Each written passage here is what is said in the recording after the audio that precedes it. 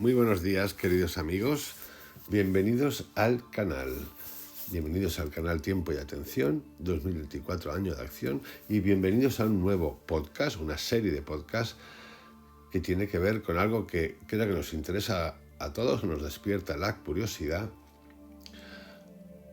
Muchos lo asocian con teorías alternativas, paranoicas, de control del mundo, pero lo cierto es que la historia está ahí, está escrita. Y sin duda que lo que sucede tiene que ver con los poderes ocultos, con la historia de los poderes ocultos. Más aún, tiene que ver con la historia de asociaciones, sectas, grupos, lobbies, lo que queráis llamar, desde hace muchísimos años hasta ahora. Voy a tocar unos cuantos, no todos. Y sus asociaciones secretas, ocultas al público, para ejercer control e influencia ¿sobre quién? Sobre el mundo, no solamente sobre las personas, porque esto es lo importante, sino sobre la Tierra. Y cuando digo la Tierra me refiero a la Tierra en sí, a la Tierra física, a la ecología, al medio ambiente, a los recursos. Recuerdo unas frases de Jacobo Greenberg donde daba unas características para no caer en el absolutismo espiritual y llegar a la iluminación. Una de ellas era: cuidado con los que ocultan o te dicen no se puede contar, porque eso lleva a perder toda la autoestima, a perder el ser y a ser controlado. Lo recuerdo perfectamente. En esta historia de los poderes ocultos,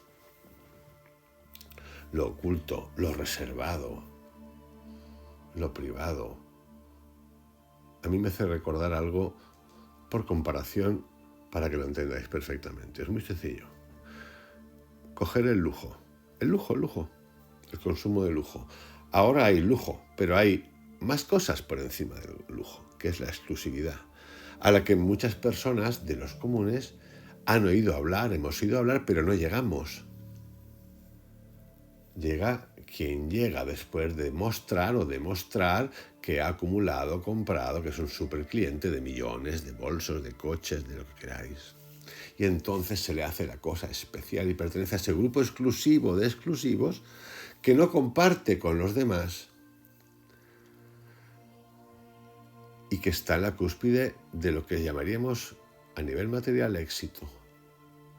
Y claro, eso, como somos muy ganado, todos muy animalito, pues nos tiene todo el día interesados. Lo mismo ocurre con la historia secreta del mundo, que tiene que ver con el uso espiritual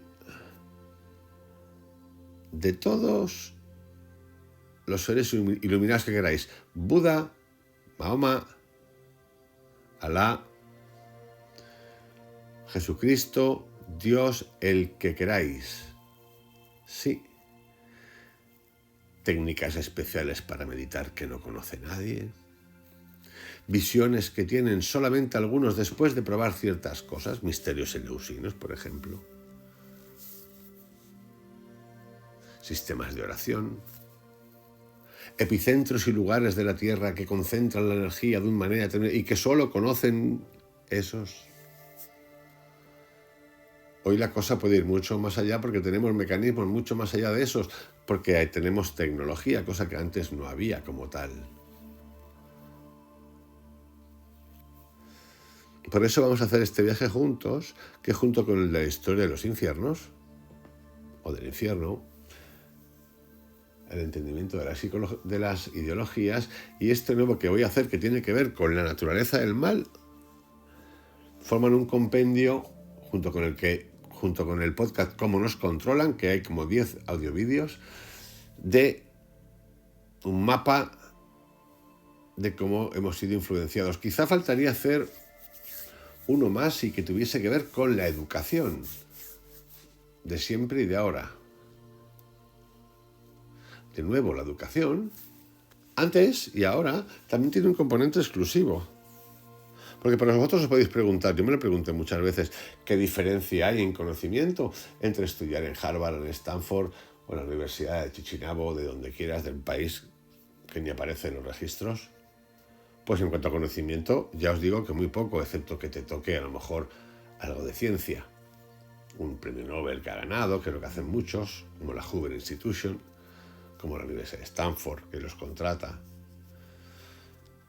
Pero si nos vamos al mundo de las ideas religiosas, de la economía, si al final los libros se publican, ¿qué diferencia hay? Ninguna.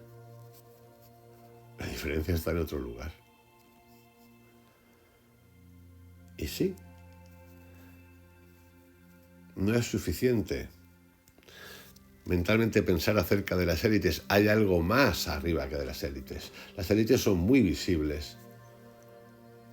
Por eso yo pongo en cuestionamiento, más allá de que en mi vida material y real pues esté más cerca de un liberalismo que obviamente ni de coña quiero ver el comunismo, ni el populismo, ni el fascismo, y cuestiono muchas democracias que no son democracias.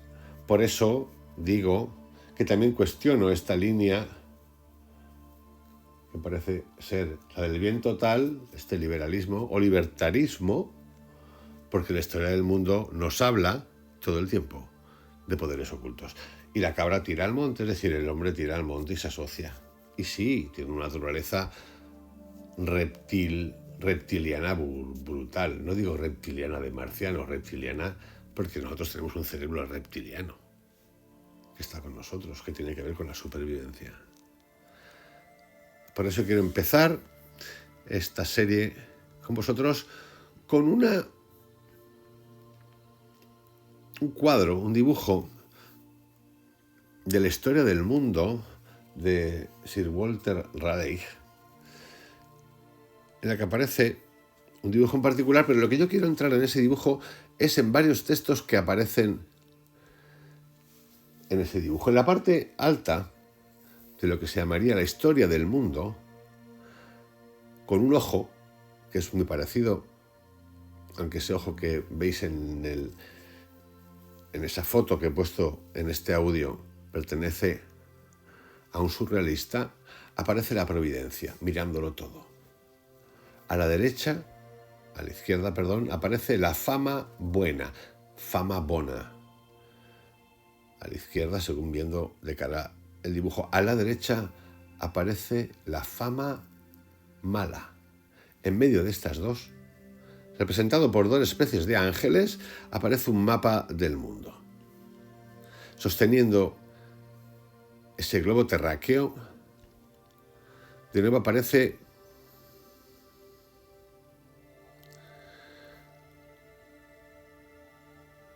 un hombre-mujer pisando un cráneo grande, fuerte, potente, de piernas rotundas, de brazos fuertes. Y en la parte baja aparece la palabra Magistra vive. A la izquierda aparece una forma de mujer con una cara un poco macilenta que habla de experiencia.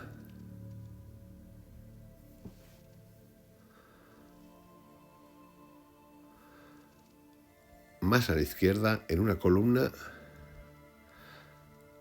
aparece una palabra que significa el test del tiempo.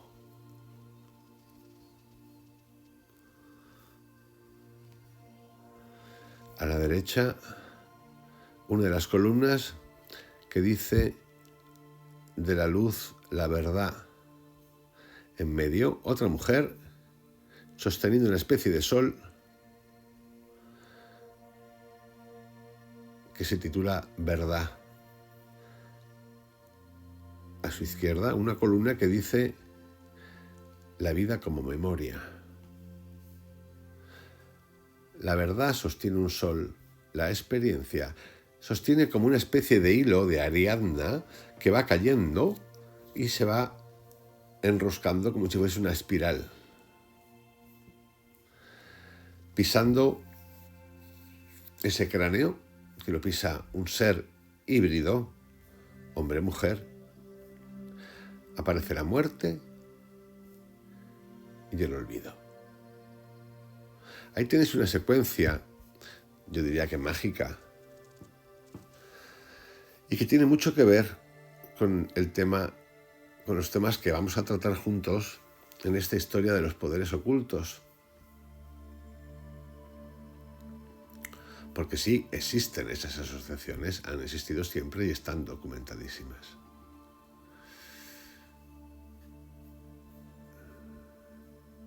Dicho esto, vamos a comenzar.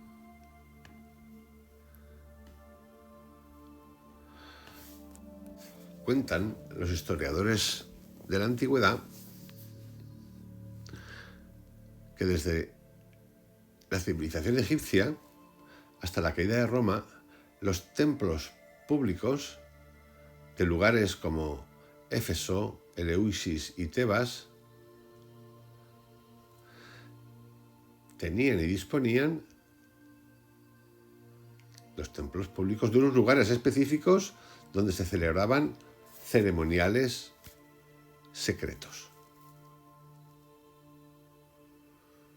A estos lugares y a las ideas que de ellos emanaban y que eran mantenidas en secreto se les conoce, de hecho, en la historia de los infiernos he hablado de ella, como escuelas mistéricas o escuelas del misterio.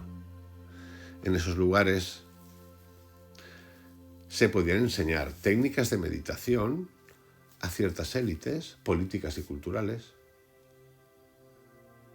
También se sabe que hay personajes como Alejandro Magno, César Augusto, Esquilo, Platón, Cicerón, se iniciaron en alguna filosofía secreta. En diferentes épocas, los medios empleados por estas escuelas consistían en la privación sensorial. ¿Os suena esto? Stanislas Grof, El camino del psiconauta. Ejercicios de respiración, también os suena, ¿verdad? Danzas sagradas, también os suena. Los giróvagos, sufíes. El arte dramático. La psilocibina o otros derivados no psilocibios de setas mágicas, de hongos mágicos. Redirección de la energía sexual. Como ya sabéis, porque aquí he hablado mucho de eso, estos son estados alterados de conciencia, chamánicos, hechos para que los iniciados, la suerte de iniciados, es decir, los elegidos por alguien, pudiesen ver el mundo de una forma totalmente distinta. Era como decir, te voy a dejar ver lo que no ves, lo que pocos sabemos. También se sabe que si se revelaban estos secretos a terceras personas, no iniciadas, no admitidas en estos lugares, en estos templos, podían llegar incluso a ser ejecutados. Jámblico, el filósofo, recordaba lo que les sucedió a dos muchachos que vivían en Éfeso. Una noche, intrigados por los rumores de fantasmas y prácticas mágicas de una realidad más intensa y espectacularmente real, oculta en el templo, se dejaron llevar por la curiosidad. Arropados por la oscuridad, treparon por los muros y se dejaron caer al otro lado. Se produjo entonces un pandemonium que se pudo oír por toda la ciudad, y a la mañana siguiente se descubrieron los cadáveres de los muchachos frente a las puertas del recinto.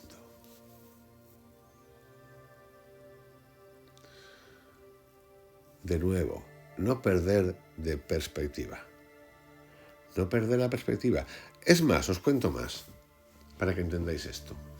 En los años 50, cuando se descubre a María Sabina el elemento este americano y descubre la psilocibina, los setas mágicas, digamos que se populariza. Popularizar significa se trivializa, porque la gente, en su derecho, hace fiesta de eso, en lugar del uso mágico y sagrado que hacía María Sabina.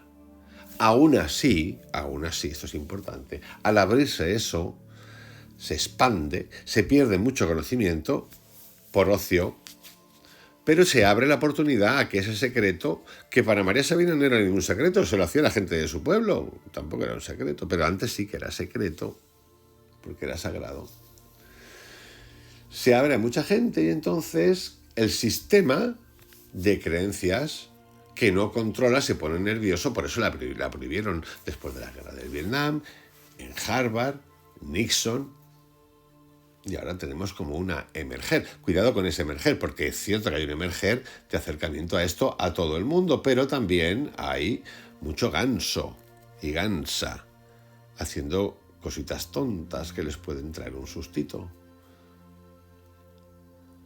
Es tan cierto que esto está emergiendo que países como Australia ya aceptan las terapias para depresión con psilocibina o psilocina, que es el extracto potente. Y digo esto porque ya se han fundado iglesias psilocibina, psicodélicas, gente que trata todo el tiempo de venta al retiro, te damos la exclusividad, la guía, no guía, que hace falta un guía. Yo creo que hace falta un guía o que te explique muchas cosas, aunque conozco gente, el que a mí me inició en esto. Digo iniciar, no es ningún secreto. El que estuvo conmigo me habló de esto, me hizo de guía, estaba presente conmigo por si a mí se me iba la manita de alguna manera en algo. Eso está contado en uno de los audiovídeos. Pero sí, estamos en una época en la que se ha abierto, y de nuevo cuidadito, porque podemos experimentar por nosotros mismos qué es lo mejor que te puede pasar. Pero cuando la cosa se hace secreta, o ahora mismo ya se ponen en niveles, vente a hacer una terapia y te cobran 3.000 euros, como dólares, como aquí en esta zonita, que es un poco la risa. Cuando es un hongo que nace ahí, tienes que saber cuál es, obviamente, gratuito. Te lo puedes hasta cultivar hoy en día. Esto es lo importante, la exclusividad, lo que es la comparación que os he hecho con el lujo del superlujo. Es decir, hay que quitarse la tontería, como dice Jacobo Greenberg. Cuidadito con el secreto. Siempre hay gente que dice que no a todo el mundo se le puede contar todo de conocimiento, de gestión, de muchas cosas. Excusas, excusas, excusas. Porque eso es una arma arrojadiza.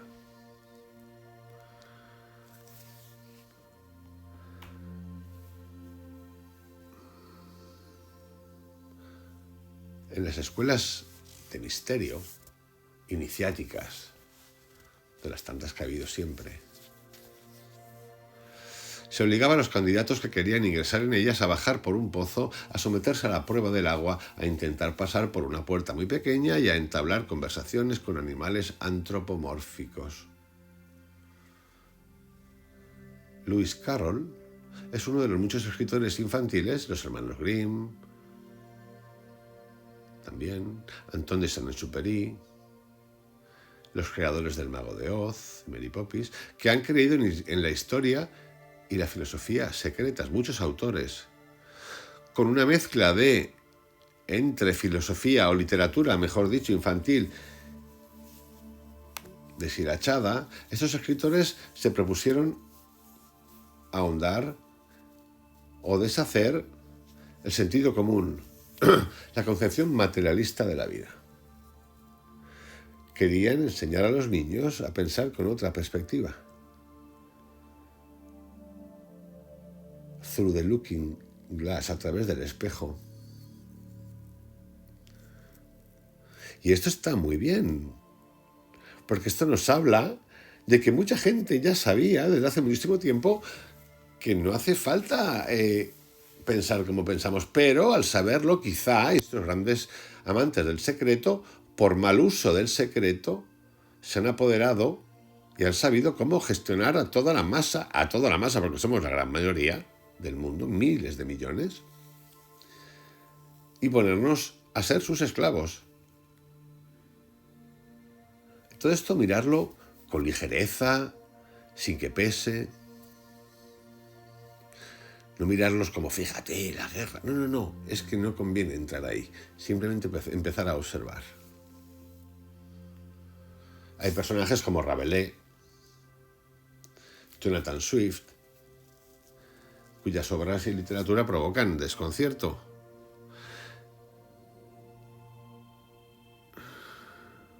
Sobre todo porque se regodean en lo sobrenatural, consideran los objetos imaginarios igual de reales que los objetos terrenales del mundo físico. Gargantúa de Pantagruel, los viajes de Gulliver.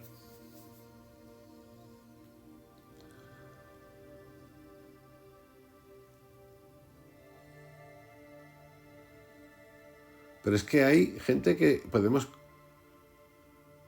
pensar que eran materialistas muy científicos que estaban mucho en esto. Por ejemplo, Newton, Kepler, Voltaire, Washington, Paine, Franklin, Tolstoy, Dostoyevsky, Edison, Wilde, Gandhi. Los surrealistas de la pintura. Estos son como next level, como diría aquel. De todo esto voy a hablar. Y vamos a compartir descubrimientos.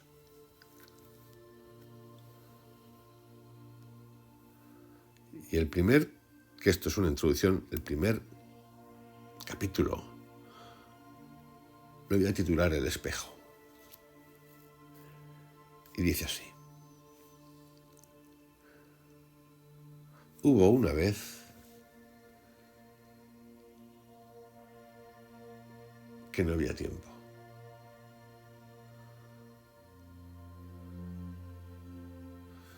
Fijar que tendréis que entender algo de esta frase. Hubo una vez en que no había tiempo. Si hubo una vez, hay tiempo. Si hubo una vez, el tiempo está en marcha. Para que no haya tiempo no puede haber ninguna vez.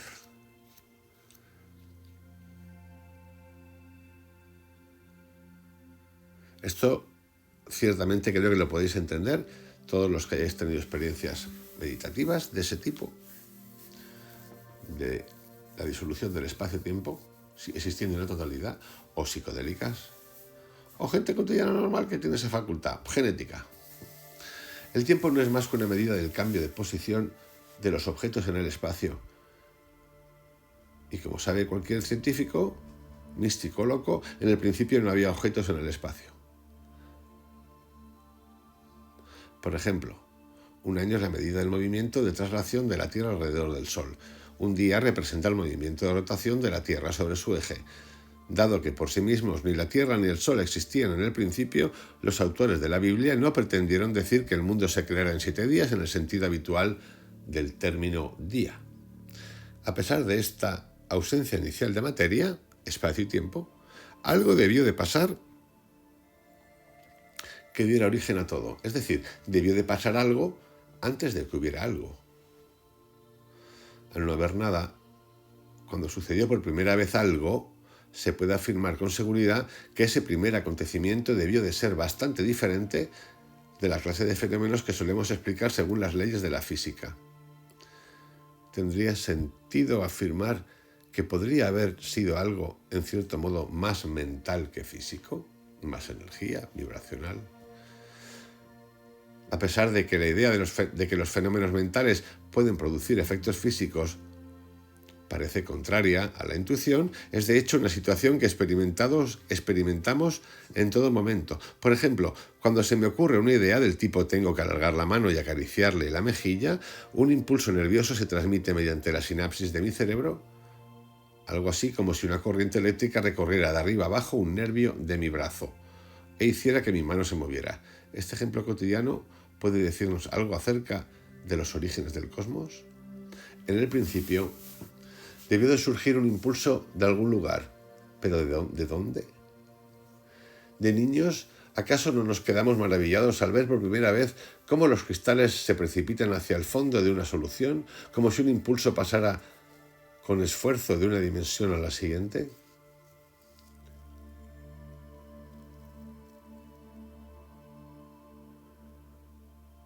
El mundo de la ciencia, de siempre, el mundo de la magia, está repleto de esta magia, de estas visiones, de este acercamiento que todavía nos preguntamos si es nuestro propio consciente que nos comunica con nuestra esencia, el reino de Dios está en ti.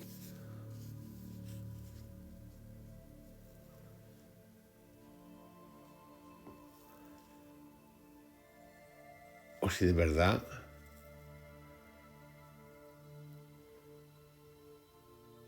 la verdad es eso que hacemos todo el tiempo, que es de irnos al exterior, dotando, incluso visualizando seres mágicos que en mi opinión son pura energía y que nuestra mente los readapta en forma de vestimentas, formas, colores y cabellos para que lo podamos comprender.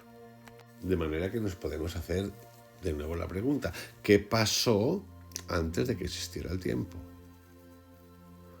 ¿Cuál fue el fenómeno mental primigenio? En esta versión, Dios se reflejaba a sí mismo. Se miraba, por así decirlo, en un espejo imaginario y veía el futuro. Imaginó seres a su imagen y semejanza. Imaginó seres libres y creativos, capaces de amar de un modo tan inteligente y de pensar con tanto afecto que pudieran transformarse a sí mismos y a los demás de su especie en lo más profundo de su ser. Es decir, como que nos dio todo, lo metió dentro en lo profundo y ahora nos dijo, descúbrelo, amigo. Yo lo veo así, ¿eh?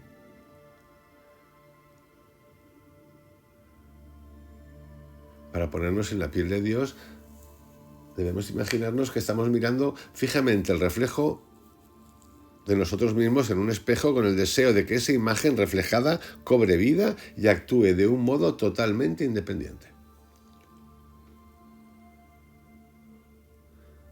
En la historia a través del tiempo, en la historia a través del espejo, es lo que se enseña en las sociedades secretas.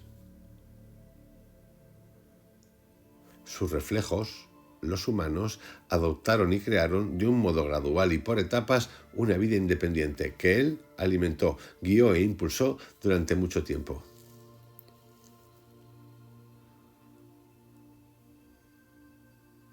En la actualidad, muchos científicos nos dirán que en sus momentos de mayor angustia no sirve de nada clamar al cielo gritando, expresando nuestros sentimientos, nuestra sinceridad, dado que allí no encontraremos ninguna respuesta. Las estrellas no pueden mostrarnos más que indiferencia, dirían los científicos. Lo que deben hacer los humanos es crecer, madurar y aprender a aceptar esa indiferencia. Eso dicen.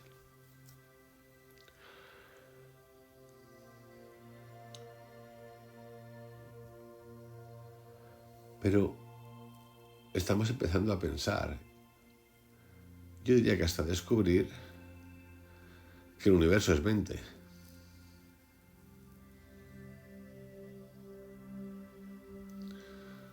Y lo estamos haciendo desde el lugar antropocéntrico, es decir, los seres humanos. El universo ha cuidado de nosotros a lo largo de los siglos, nos ha acunado y nos ha ayudado a evolucionar hacia ese don singular que es la conciencia humana, y nos ha guiado como individuos hacia los grandes momentos de nuestras vidas. Cuando clamamos al cielo, el universo se vuelve hacia nosotros con compasión. Cuando estamos en una importante encrucijada de nuestra vida, todo el universo contiene el aliento para ver qué camino elegimos.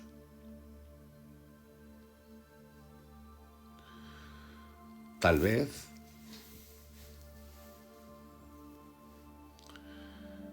podemos encontrar hechos sorprendentes, como que cada uno de nosotros está formado por millones de átomos que antaño configuraban el cuerpo de Julio César. Quizá afirmen que somos polvo cósmico, pero solo en el sentido un poco decepcionante de que los átomos de los que estamos hechos se forjaron a partir del hidrógeno contenido en las estrellas que explotaron mucho antes de que se creara el mismo sistema solar. Pero lo importante es que por mucho que adornen con la retórica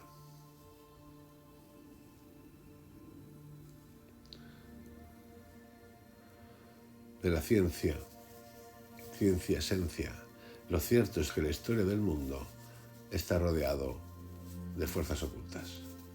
En el universo científico, la materia precedió a la mente. Y esta es un accidente de la materia, prescindible y superflua para la misma. Tal como un científico se atrevió a describirla, la mente es una enfermedad de la materia. Sin embargo, en ese otro universo basado en la idea de que la mente es anterior a la materia, al que se refiere muchos autores.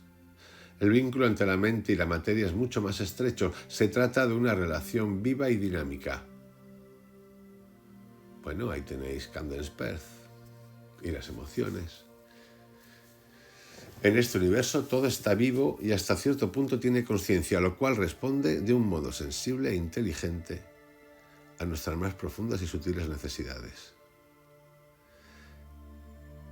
En ese lugar, donde la mente es anterior a la materia, esta última no solo emanó de la mente divina, sino que creó para facilitar unas condiciones en las que la mente humana fuera posible. La mente humana sigue siendo el centro del cosmos, ya que cuida de él y satisface sus necesidades. La materia actúa dirigida por la mente humana. Tal vez no en el mismo grado, pero sí de la misma forma en que actúa dirigida por la mente divina. Y aquí podemos entrar a pasearnos por la física cuántica y tantas otras cosas.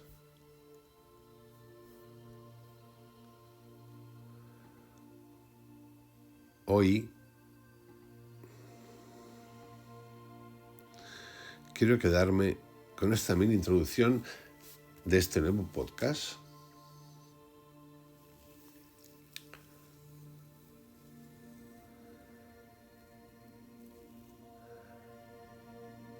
que nos va a abrir los ojos y las puertas al mundo de los poderes ocultos, de ciertos gobernantes, de cómo han hecho uso de ese conocimiento, más allá de la ciencia, más allá del poder de la ciencia, en secreto, oculto, limitándolo, cerrándolo, para que no lo veamos.